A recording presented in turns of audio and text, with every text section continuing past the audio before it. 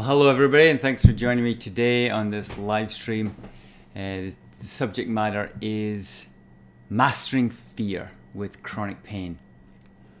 Now, a situation came up today with a patient that has reminded me of this subject, and what was said is a common thing that's said, and it's that when you've got pain, that it comes on when you lift heavy objects. Hello there. It's nice to see all these people. So when you lift heavy objects, it could be part of a machine in a garage. It could be heavy boxes. It could be something you're doing at work as a regular day job. What happens is the pain comes on. And the reason for bringing this up is it's really important to analyze your thoughts about this. Because usually what's happening is there is an association between the fear in the past and the current activities. And it's an instantaneous subconscious experience that people are having when this goes on. So the current culture and belief is, well, the lifting the object caused the pain. When actually there's something deeper going on under the surface. And what that is the programming from the past that triggers the autonomic nervous system, that then triggers a fear response. Then you get ready to fight, flight, or freeze. And as a result, there's a neurological and then a biochemical change and even a hormonal change with cortisol and adrenaline that can be stimulated. And as a result, the internal chemistry of your body is leading the way with this fear-based response. So, and the reason I say that is for every heavy object you've lifted that caused pain, there must be many, many more, probably hundreds more, that you have lifted in the past that didn't cause pain. And therefore there's a brain circuit there that highlights a no pain pathway.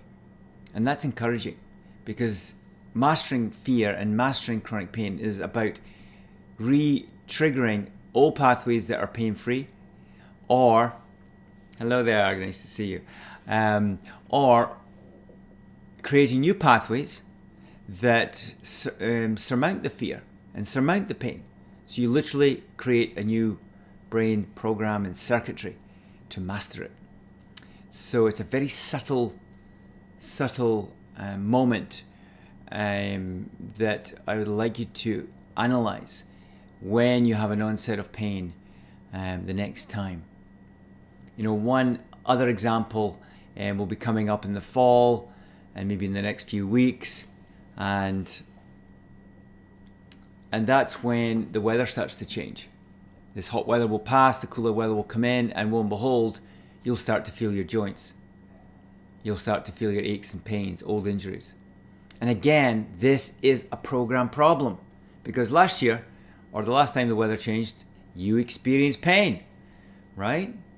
Now, I'm not saying it's not there. Of course it's there. It's experienced in the body by the perception of the brain.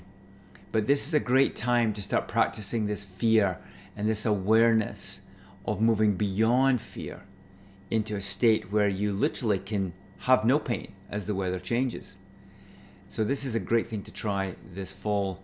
And just remind yourself the new truths that you can heal, you can get better. And all the things I've been sharing here on the live streams, as well as on my online course, which is now available. And I also share in my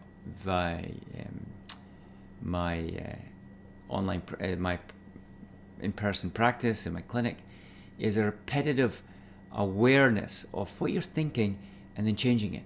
If it's a negative thought, change it. If it's a really negative thought, definitely change it. And one really good way to do that is to write them down. Write down your thoughts and see what you're thinking. And often, when you can see what you think, you dissociate from that thought. And if you're dissociating from it, it's not you. And that's the power of writing down, because you actually see what you think. Because often we get trapped in our minds and we think that our thoughts are us when they're not. They're just fleeting elements of your day that are repetitive many thousands of times. So these are a couple examples, some advice on monitoring thoughts, catching those early fear signals that, pain's coming on, and having the boldness and the courageousness to move forward with a new belief that I can master this. This is within my ability as a human. It's my ability at this stage in my life, and therefore be a conqueror of it.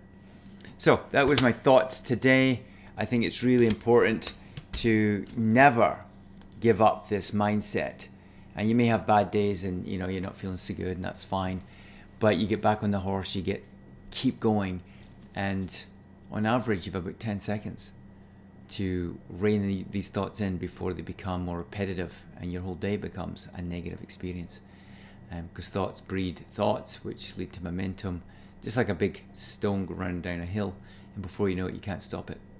So you've got to catch them early, and hence you've got every 10 seconds or so to rein it in.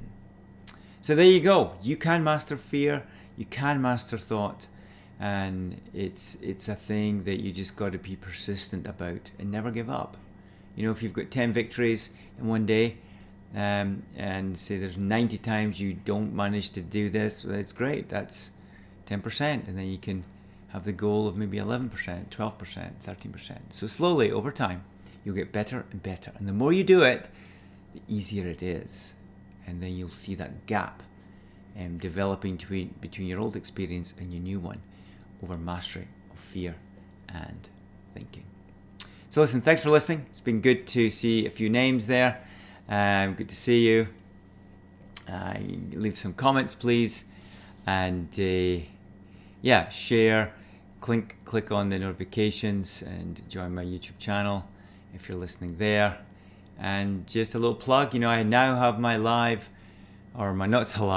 online healing chronic pain course. It's available at WaynePhimisterCourses.com. It's WaynePhimisterCourses.com.